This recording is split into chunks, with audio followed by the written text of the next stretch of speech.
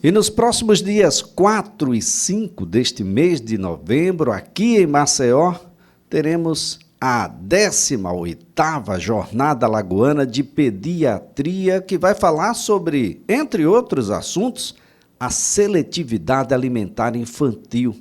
Então vamos conversar aqui para que você saiba o que é, quais são as suas causas. Será que é possível evitá-la? Quem está conosco e passa a conversar aqui no CBN Maceió é o pediatra, presidente da Sociedade Alagoana de Pediatria, o Dr. Marcos Gonçalves. Dr. Marcos, um bom dia. Bom dia, Elias. É um prazer aqui estar conversando com vocês hoje. Que coisa boa, né? Mais uma edição aí da Jornada Alagoana de Pediatria, dias 4 e 5 de novembro, e traz um tema aí, um tema que precisa ser bastante discutido, mas eu queria falar antes um pouco sobre a própria jornada. Doutor, ainda é possível se inscrever? Sim, é sim possível se inscrever. Nós temos inscrição, é um sucesso a jornada, né? Desde o início, a gente abriu inscrição para alunos e meio que lotou em algumas horas, né? Alguns dias assim, não tinha mais inscrição para aluno. A gente precisou estender a inscrição para aluno e para os profissionais na área de saúde, principalmente os pediatras, né? Está aberta a inscrição aí. Pode fazer inscrição nesse momento agora que está acontecendo, até no período da própria jornada, do início da jornada. Bom, nós teremos então aí, é uma palestra naturalmente para profissionais de saúde, né? Um evento técnico-científico que acontece aí nos dias 4 e 5 de novembro no Maceió Atlantic Suites, aqui em Maceió, de modo que deve ter também um número de especialistas de todo o Brasil bastante expressivo, não é, doutor? Isso, é uma das primeiras vezes que essa jornada acontece anualmente, e é uma das primeiras vezes que a gente está chamando especialistas de fora para dar algumas palestras. Então, essa palestra, que é o tema principal que nós vamos comentar, seletividade alimentar, ela vai ser ministrada pelo Tadeu Fernandes, um grande nome da pediatria nacional, né? Ele faz parte da Sociedade Brasileira de Pediatria e ele é o chefe do departamento de pediatria ambulatorial. Então, ele é um grande nome, vai adicionar bastante para a jornada e ele vai ter uma palestra magna que será ministrada no final da sexta-feira, do dia 4. Ele vai falar justamente desse tema aí, que é um desafio para o pediatra. O pediatra não constrói essa história da seletividade alimentar. Olha só, gente, teremos temas como doenças raras, triagem neonatal, TDAH, síndrome de burnout. Nós teremos também sobre a varíola dos macacos, a Covid-19, alergias, transporte pediátrico, entre outros temas que estão elencados nessa 18ª Jornada de Pediatria, que é uma realização da Sociedade Alagoana de Pediatria, que reúne um corpo técnico muito grande e muito conceituado aqui na cidade de Maceió, nos dias 4 e 5 de novembro, no Hotel Atlantic Suites. Entre os temas, seletividade alimentar infantil. O que é que a gente deve entender por isso, doutor? Então, a seletividade alimentar acontece em grande parte nas crianças de hoje em dia que a gente vê aí no consultório, né, que é aquela criança que ela escolhe o que comer. E ela escolhe, geralmente, o que ela vai escolher é aquele alimento que é inapropriado. É o doce, é o salgadinho, é o que a gente chama de bugiganga, né? Essa criança vai querer comer uma coisa mais salgada, uma coisa que não é apropriada, não é nutricionalmente apropriada. E isso acontece, com a parte das vezes, por erro na hora da introdução alimentar. Então, quando a criança atinge os 6 meses de idade, nós vamos começar a introduzir os alimentos na vida dela, alguns erros podem levar a essa seletividade alimentar. Com certeza, um dos principais vilões nesse momento é o açúcar. Então, quando a gente introduz o açúcar na vida da criança, o açúcar ele funciona como um alimento altamente tóxico, né? Ele não é tipo uma coisa que é saudável e ele acaba viciando o paladar da criança. Então, a criança acaba querendo só se alimentar de tudo e começa a recusar os alimentos que a gente chama de mais nutricionais, mais nutritivos. Então, a introdução alimentar é um tema que tem que ser abordado para evitar essa seletividade alimentar.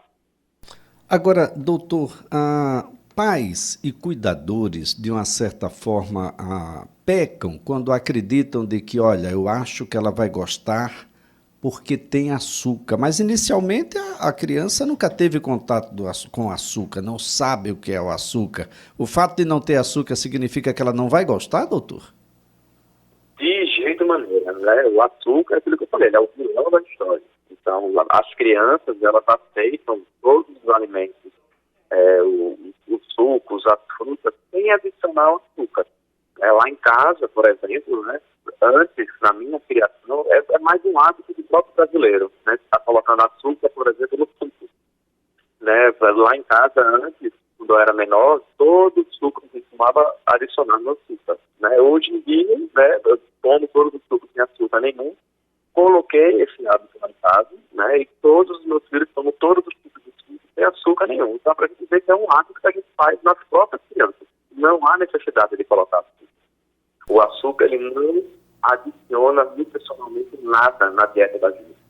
Só aumenta as calorias. E é por isso que a gente vê hoje, com epidemia, por exemplo, de obesidade. A gente vê muitas pessoas acima do peso, justamente por adicionar açúcar, alimentos que são industrializados, sem necessidade nenhuma. Então, não tem necessidade de colocar o açúcar. Bom, a gente tem aí consequências que são extremamente graves, né, doutor? Que vai se manifestar no sobrepeso, mas para além do sobrepeso, nós deveremos ter também outros reflexos. Isso, a gente vê bastante reflexo. A gente olha assim, a vovó fala, o meu filho sempre tomou esse tipo de alimento, nunca teve problema nenhum. Né? E a gente vê hoje, através dos estudos, que essa introdução precoce de açúcares e de alimentos não industrializados na dieta da criança pode ter consequências imediatas, como a gente vê, por exemplo, com ganho de peso, né? Mas pode ter consequências tardias também. Então, ao longo da vida, quando a criança se transforma em um adulto, a gente está vendo muitas pessoas com hipertensão arterial, que tem a pressão alta, pessoas com diabetes, apresentando derrame. Isso tudo tem uma relação muito próxima com a introdução alimentar, com tudo que foi introduzido lá no início da criança. E comprovar através disso. Então, a gente tem que ter uma dieta adequada no início da vida para evitar doenças crônicas que podem vir a aparecer lá na frente da vida também. Agora, doutor Marcos, isso impõe aí para todos os que estão aí, principalmente nesse início da relação entre mãe, bebê e pediatra, uma relação, eu não digo menos amistosa, mas uma relação mais dura, mais impositiva. Olha, mamãe, papai, não dá não, açúcar não.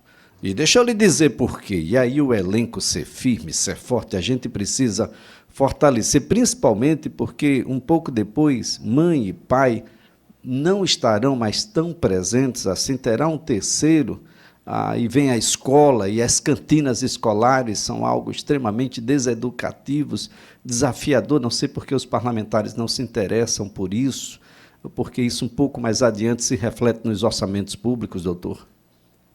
É complicado. Nós tivemos agora, a gente teve até uma conversa com o professor municipal de Maceió, que houve a liberação do Leite é Massa, aqui em Maceió, um programa que disponibilizava para a venda leite integral, né, e junto com alguma massa, né, um estilão da vida, para essas crianças abaixo de 13 meses de idade. E isso não pode acontecer. Então, assim, é um trabalho de formiguinha. A gente tem que ir trabalhando no dia a dia, conversar com os políticos, para focar, né, nesse tipo de dieta, na melhoria da dieta dessas crianças, para não ter tanto problema no lá na frente. Né? Então, o leite adequado, a não introdução de carboidratos, principalmente do açúcar, uma fase precoce da vida, a gente vai lutando dia a dia. E com as famílias, a gente, quando tem uma relação boa com o pai, com a mãe, a gente consegue, né, convencê-los que não há necessidade de colocar esse tipo de alimento. Né?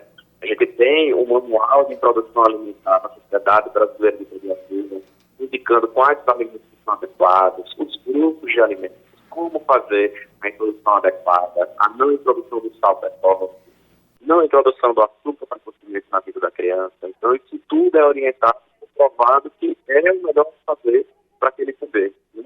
E quando os pais começam a fazer tudo direitinho, seguindo as orientações, eles veem que realmente não há necessidade de colocar.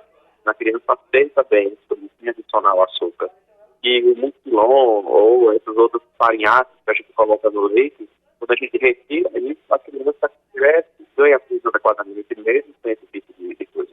Então, é o dia a dia, a conversa, quando a gente tem esse tipo de hábito com o paciente e com o trabalho de formiguinha, com as organizações, as prefeituras, os governos, tudo vai dar certo. Verdade, doutor. Bom, a gente pode evitar, isso depende muito, porque parece-me que uma coisa muito importante, primeiro, é não ter em casa. Quando a gente não tem, a gente não oferece. Parece-me que o açúcar, doutor, ele não é bem-vindo em nenhuma fase da vida, não é isso? Exatamente. Isso é uma coisa que eu falo durante a minha consulta. Né? Vamos, crianças com sobrepeso, obesidade, doutor, o que eu faço? Né? A primeira coisa que eu oriento é não compre. Na hora que você for fazer a sua feira, né, não coloque dentro da cesta. Então, esses produtos industrializados, salgadinhos, biscoitos recheados, essas coisas não precisam ter na feira. Além de você economizar, vai ver que a criança, com algum alimento saudável dentro de casa, ela vai comer um alimento saudável. Ela não vai ficar com fome. Eu costumo dizer que a fome é o melhor tempero que existe. Né? Então, se você tem algum alimento saudável em casa, a criança ela vai procurar se alimentar e vai pegar um alimento saudável. Agora, se ela tiver um alimento saudável e uma bugiganga dessa da vez, ela vai escolher a bugiganga. Então, o importante, o primeiro passo, é não comprar.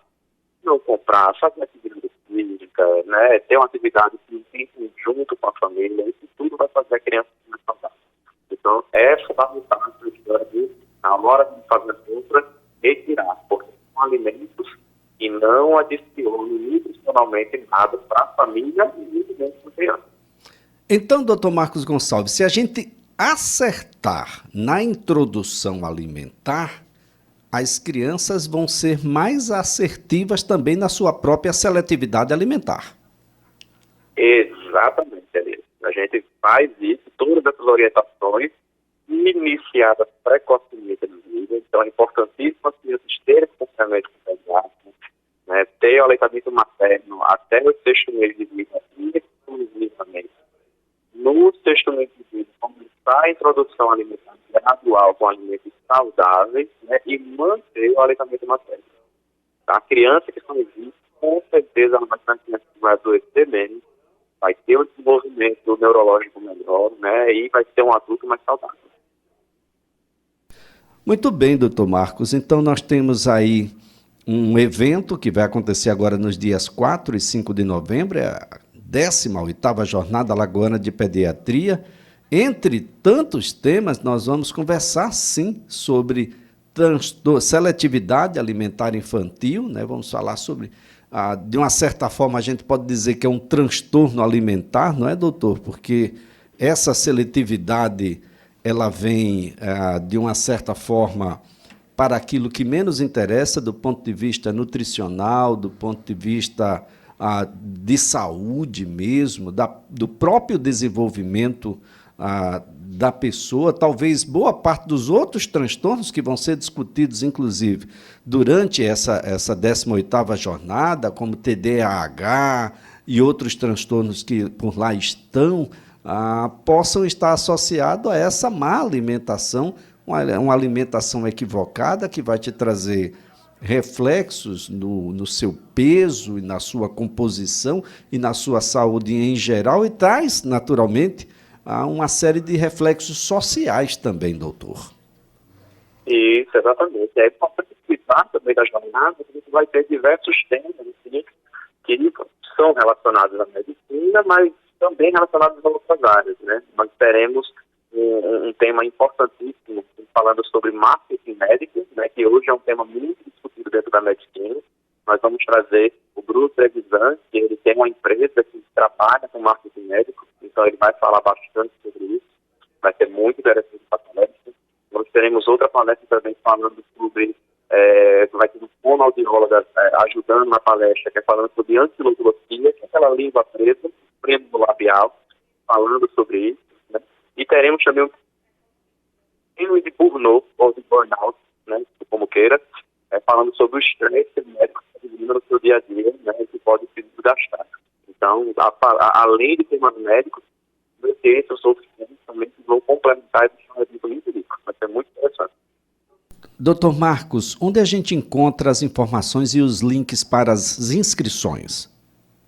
Nós temos um site, né, que é o site da ISO3, evm.com.br, e aí dentro do site, colocando Jornada Alagoana de Pediatria, vocês vão achar o site, né? Nós temos também o site da Sociedade Alagoana de Pediatria, que procurando pelo Google, vocês vão achar. Eu só não digo o nome do site aqui, porque é um número extenso, mas colocando dados no Google, então, Sociedade Alagoana de Pediatria, vocês encontram o site, e dentro do site tem um link para poder se inscrever. E inscrições no local também, que vão acontecer lá no Atlântico Sul. Olha só, muito bem. Bem, doutor, a nossa gratidão aí pelas informações, que o evento seja um sucesso e que todos se associem. Doutor Marcos. Muito obrigado, amigo. Doutor Marcos Gonçalves é pediatra, é presidente da Sociedade Alagoana de Pediatria, a instituição que promove a 18ª Jornada Alagoana de Pediatria entre os dias 4 e 5 de novembro aqui em Maceió. Será no Hotel Maceió Atlantic Suites e claro que você pode participar.